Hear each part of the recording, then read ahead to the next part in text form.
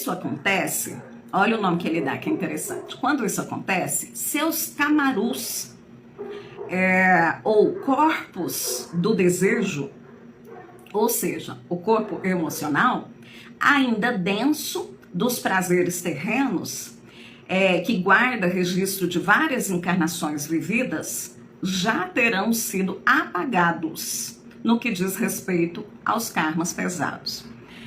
Vocês que me acompanham já devem ter ouvido eu falar para vocês assim, que, inclusive eu acho que foi na live, não sei se da semana passada, semana retrasada, que eu falei assim, que quando a gente se liberta desses corpos, pelo menos em grande parte, é como se a gente perdesse a memória, né? Perdesse a memória.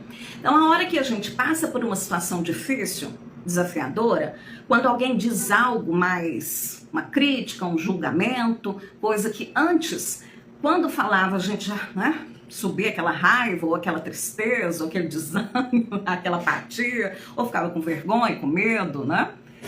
Alguma coisa aparecia. Por quê? Porque quando alguém novo fala ou faz aquilo, e aquilo acontece com você, automaticamente esses corpos vão buscar naquilo que já existe, armazenado na memória do Akasha, né? E vão trazer para poder... É uma ligação natural, né? Uma ligação natural, para embasar, fundamentar o ser. E aí é onde a pessoa fica muito mal com aquilo, né? Chora, fica depressiva, né? Parece que o problema cresce. E às vezes é até uma situação bem fácil de resolver. Então, quando a gente se liberta desses corpos, é como se a gente perdesse a memória deles. Mas não é a memória do que aconteceu. A gente lembra do que aconteceu.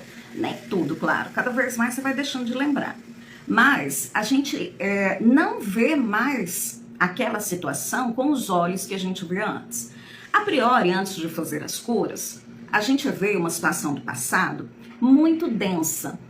Quando você lembra de uma coisa que a mãe fez, que o pai fez, que o marido ou a esposa, enfim, uma situação difícil de doença, um momento financeiro difícil, né? Qualquer coisa marcante, quando você lembra, às vezes até parece que aquele passado escuro, né? Tem uma nuvem assim, né? Isso é muito comum das pessoas terem essa percepção daquilo que está denso, não está resolvido.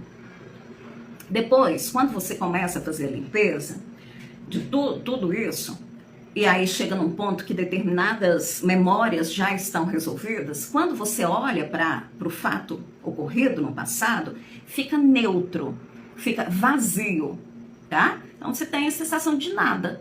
Ah, é bom? Não. É ruim? Não. O que você sente? Ah, nada. É assim. Mas depois, quando a gente começa a receber do eu superior os códigos de luz, a gente começa a se iluminar, o que acontece? A gente olha para o passado, mas não é com aquela ideia assim, vou agradecer o passado, que bom, Não é isso não. Automaticamente, você tem uma sensação de que todo esse passado foi construído em cima do amor, da justiça, da ordem, da beleza, da perfeição divina. E esse estado, ele leva muitas vezes a gente até a ficar extasiado, né? Em estado de êxtase, quando a gente tem um lapso, né, de consciência nesse sentido. Então é muito interessante. E é isso que o Ramati está falando aqui, quando a gente fala sobre quando ele fala sobre reequilibrar estes corpos. É disso que ele está falando.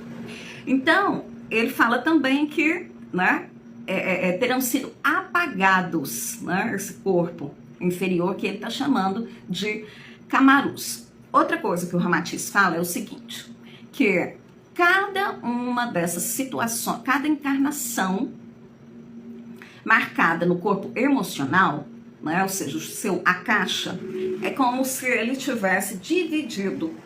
Então, um setorzinho ali do seu corpo emocional é aquela encarnação X. Aí tudo sobre aquela encarnação X está ali.